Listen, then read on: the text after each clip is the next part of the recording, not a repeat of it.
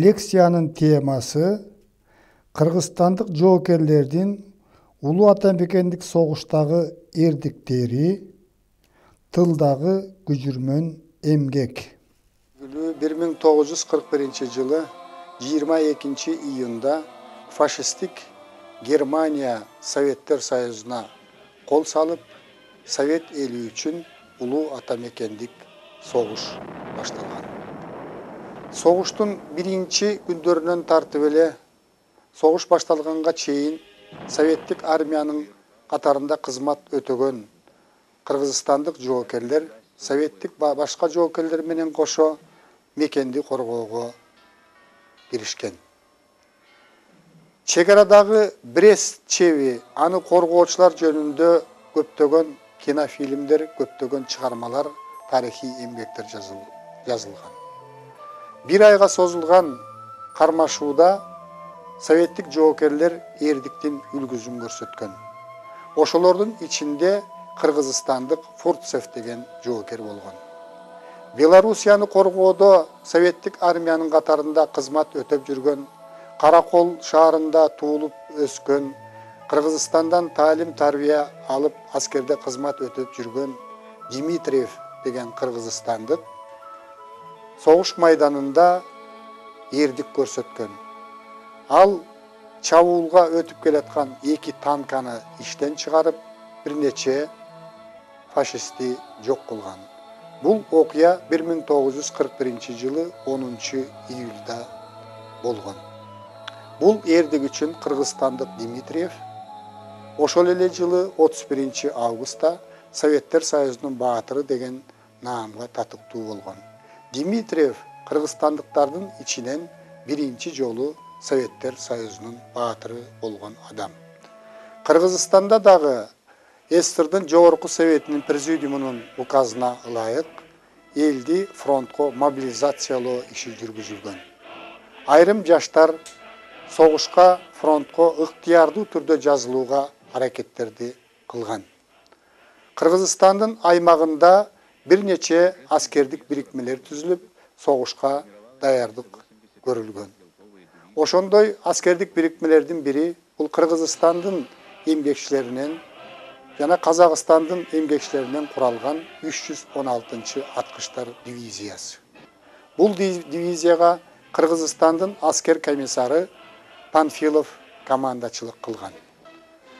Панфиловдун жетекчилиги менен бул дивизия Москванын алдындагы душмандын мизин майтаруучу согушка катышкан.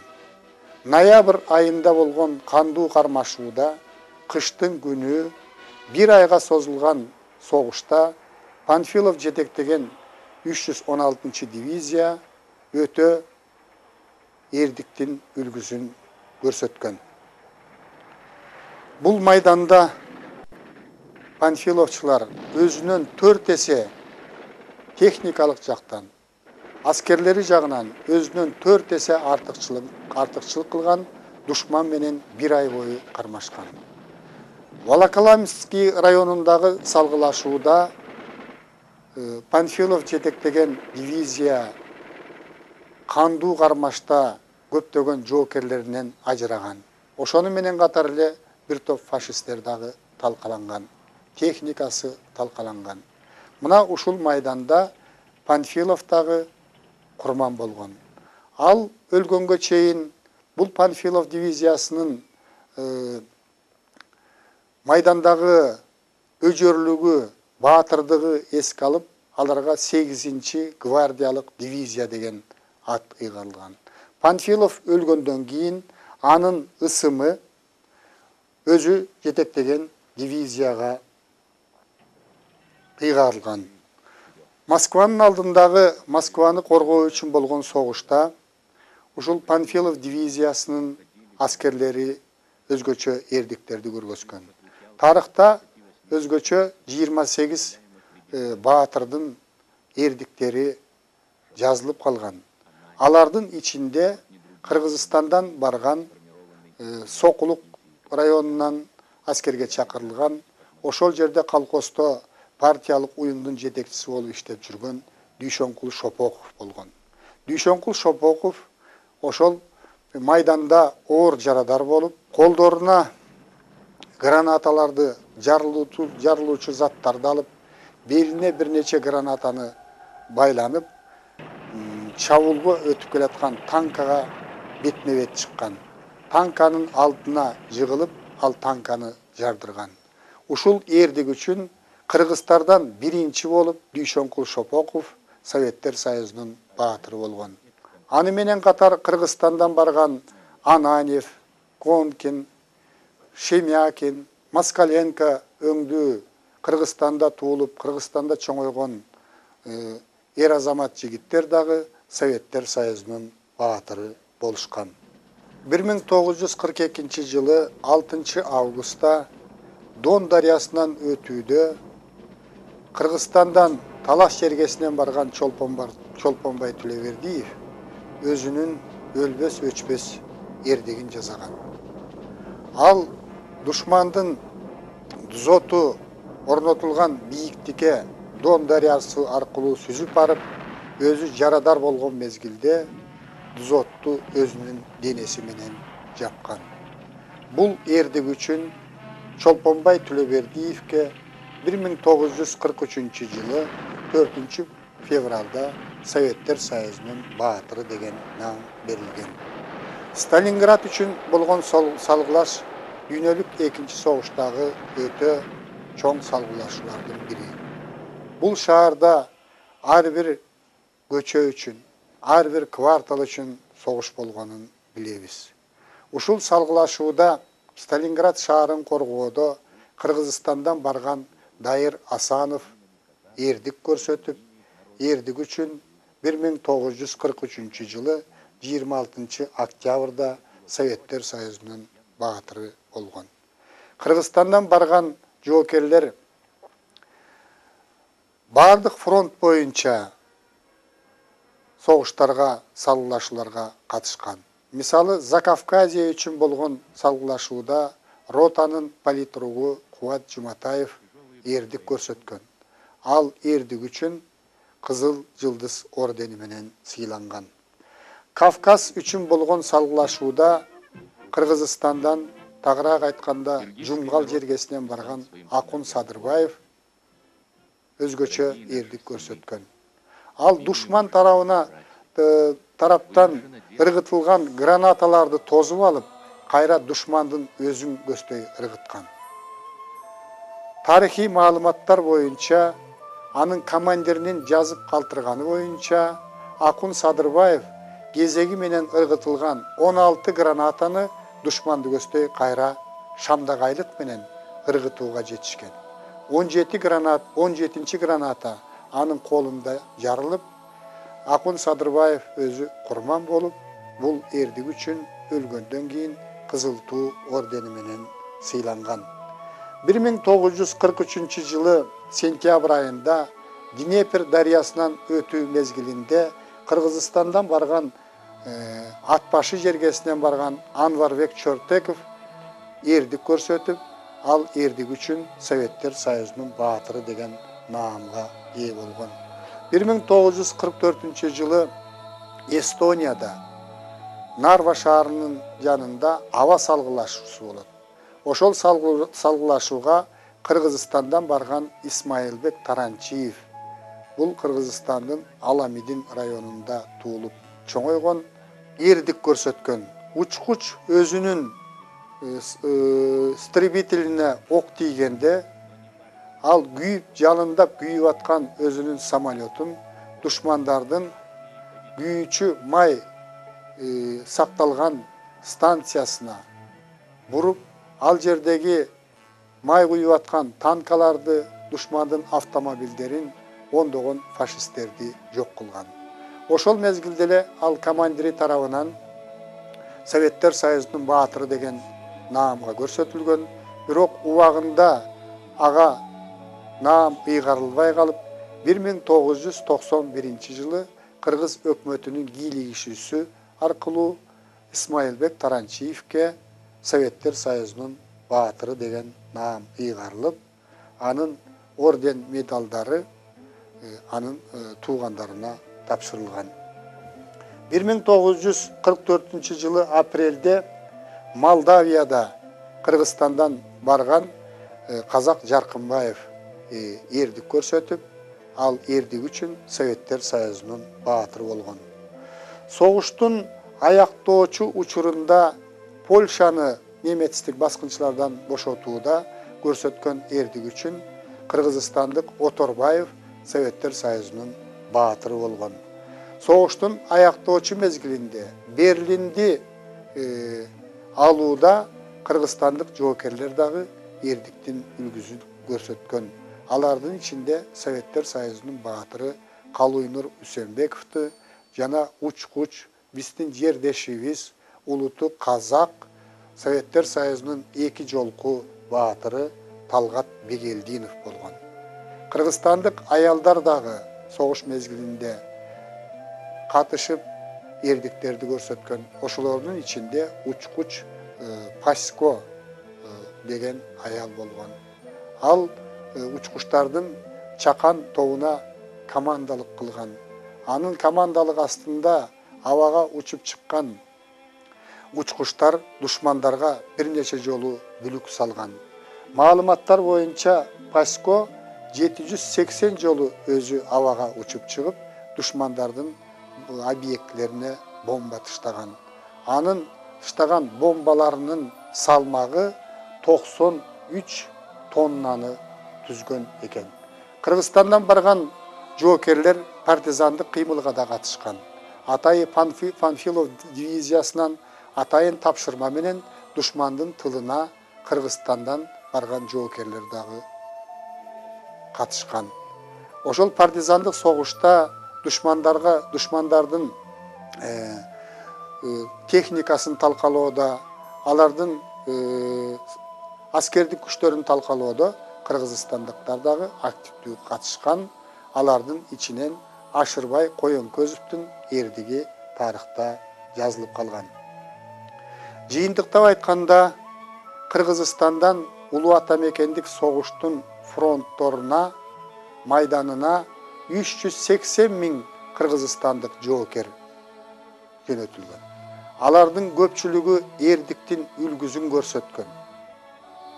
Ошого байланыштуу Кыргызстандан барган жоокерлердин 150 000 СССРдын ордендери жана медалдары менен сыйланган. Кыргызстандан барган 73 жоокер Советтер Союзунун баатыры болушкан. Алардын 13-ü кыргыз жигиттери болгон.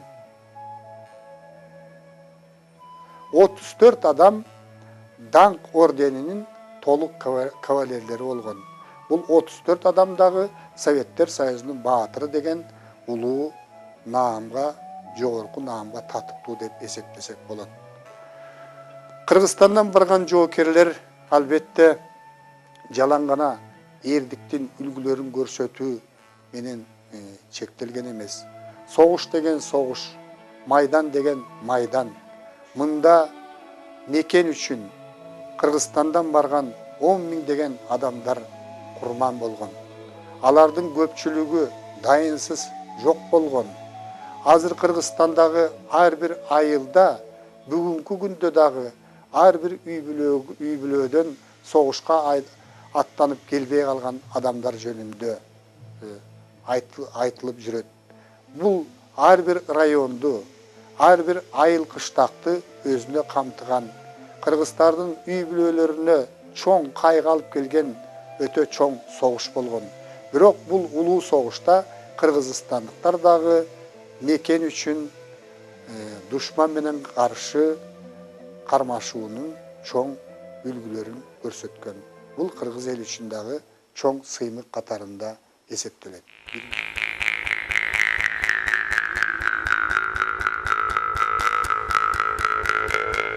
Согуш башталган алгачкы күндөр эле СССРдын өкмөтү болгон мүмкүнчүлүктөрдү жеңиш үчүн жумшоого аракеттерди баштаган. Өлкөнүн эл чарбасы толук бойдон согуштун муктаждыктарына, согуштук рельсага которулган. Ушундай эле иш Кыргызстанда дагы жүргүзүлгөн. Özgөчө душман каптап келген мезгилде СССРдын батыш райондорунан завод менен фабрикаларды, маанилүү ишканаларды, анда иштеген жумушчуларды тылдагы жайгашкан республикаларга көчүрүү иши, андагы жашаган карапайым эмгекчи элди көчүрүү, мобилизациялоо иштери жүргүзүлгөн. Согуш болуп аткан аймактардан душмандын басып алуу коркунучу туулган Украинадан, Белоруссиядан, Россиянын батыштагы бөлүктөрүнөн заводдорду, фабрикаларды чыгышты карай Орто Азияга, анын ичинен Кыргызстанга көчүрүү саясаты жүргүзүлгөн. 1941-42 жылдарда эле Кыргызстанга 40тан ашуун ири завод, фабрикалар жумушчулары менен көчүп келген. Кыргызстандын өкмөтү, Кыргызстандын эли эвакуацияланган завод менен фабрикаларды тез арада кайрадан бутуна коюуга, аларды кайрадан фронт үчүн керектүү продукцияларды чыгарууга шарт түзүп берүүгө болгон аракеттерин жумшаган. Көчүп келген жумушчулар үчүн турак жай, азык-түлүк менен камсыз кылуу иштери колго алынган. Мындан тышкары Кыргызстанга ушул 41-42 жылдары 200 миңден ашык адам эвакуацияланган. Аларды турак жай менен камсыз кылуу, азык-түлүк менен камсыз кылуу, иш менен камсыз кылуу кыргызстандыктар үчүн өтө татаал иштердин бири болгон. Жаңы көчүп келген завод, фабрикаларды биринчи кезекте энергия менен камсыз кылуу керек эле. Мына энергиянын түрлөрүн иштеп чыгуунун көлөмүн көбөйтүш керек болчу. Ошондуктан Чоң Чүй каналында курулуп аткан Лебединовка ГЭСин кайрадан жандандырып, бул ГЭС 42 жылдан баштап электр энергиясын бере баштаган. Көмүр казып чыгаруучу шахталар көмүрдү мурдагыдан көп өлчөмдө казып чыгарууга милдеттендирилген. Кызылкыяда, Сүлүктүдө, Таш көмүрдө, Көк Жаңгакта ушул көмүр казып чыгаруу иши 2 эсе, 3 эсеге чейин жогорулаган. Кыргызстандын жумушчуларынын арасында согуш мезгилинде Советтер Союзунда пайда болуп өркүндөгөн Стахановдук кыймыл, норманы 10 эсеге аткаруу, миңчилердин кыймылы Кыргызстанда дагы колго алынган. 1942 жылдан баштап Чоң Чүй каналын куруу иши кайрадан жанданган. Кыргызстандын өнөр жайы СССРдын борбордук региондоруна салыштырмалуу эвакуацияланган ишканалардын эсебинен мурда болуп көрбөгөндөй деңгээлде жогорулаган. Бирок бул завод, фабрикалар негизинен согуштун мукташтыктарын канааттандырган. Өнөр жайдын дүң продукциясы Кыргызстандын эл чарбасында 1950 жылы 50% түссө, 1945 жылы 67,5%ке көтөрүлгөн. 1943 жылы Канттан Рыбачыга чейинки темир жолду куруу иши колго алынган. Бул темир жолду курууда негизинен чөйрөнүн эмгекчилери, ошондой эле колго түшкөн немистик солдаттар иштешкен. Айыл чарбасы согуш мезгилинде Кыргызстанда бүлгүнгө учураган. Малдын башы кескин түрдө төмөндөгөн.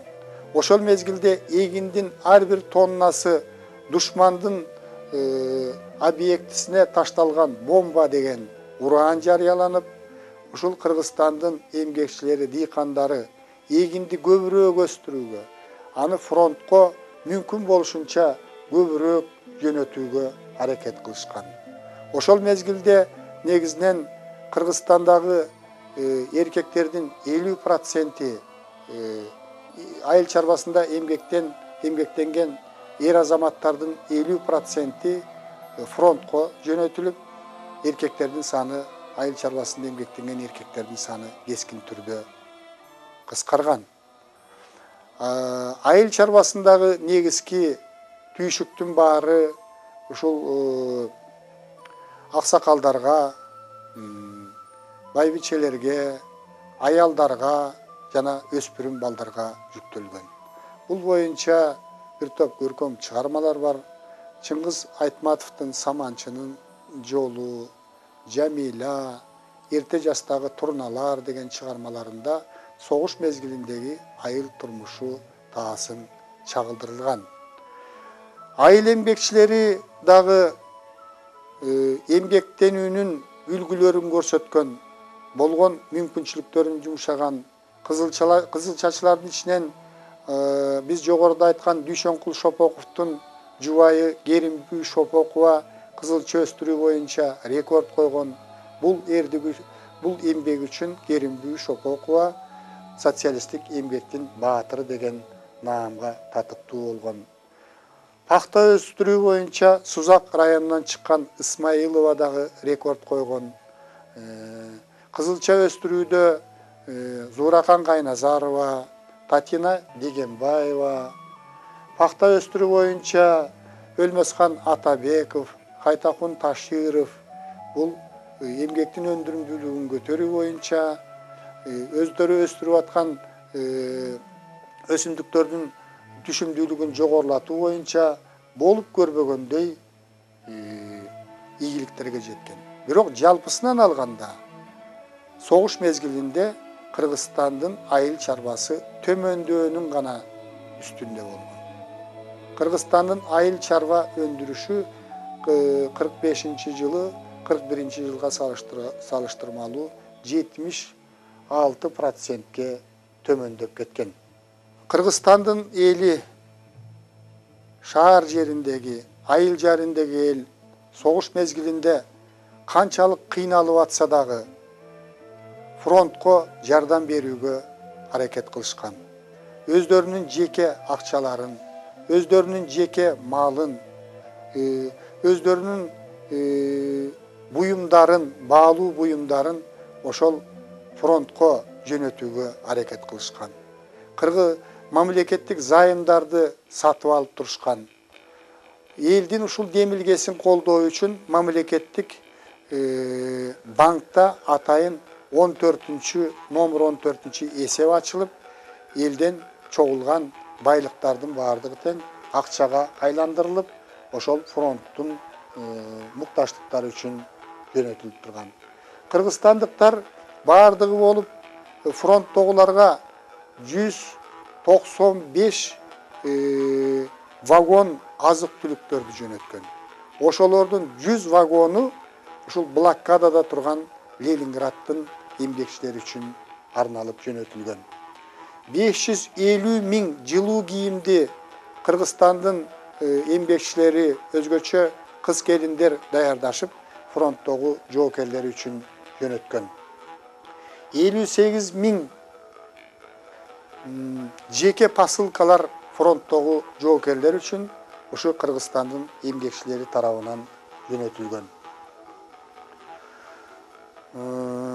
Кыргызстандын эмгекчилери чогулткан каражат 93 танкты жасаганга, же болбосо 186 согуштук самолетту жасаганга жеткидей каражат чогулган. Советтик Кыргызстан деген танк колоннасы, ушу Кыргызстандын эмгекчилеринин акчасына курулган танк колоннасы 1942 жылдан баштап фронтто аракеттене баштаган. Душмандардан бошотулган региондорго мал жөнөтүү боюнча дагы кыргызстандыктар өздөрүндө малдын саны кескин түрдө төмөндөп атат. Бирок ошого карабастан 130 миң баш жылкы, уй, кой эчкилерди ушул фронтто душмандардан бошотулган региондордун айыл чарбасын көтөрүү үчүн Кыргызстандын эмгекчилери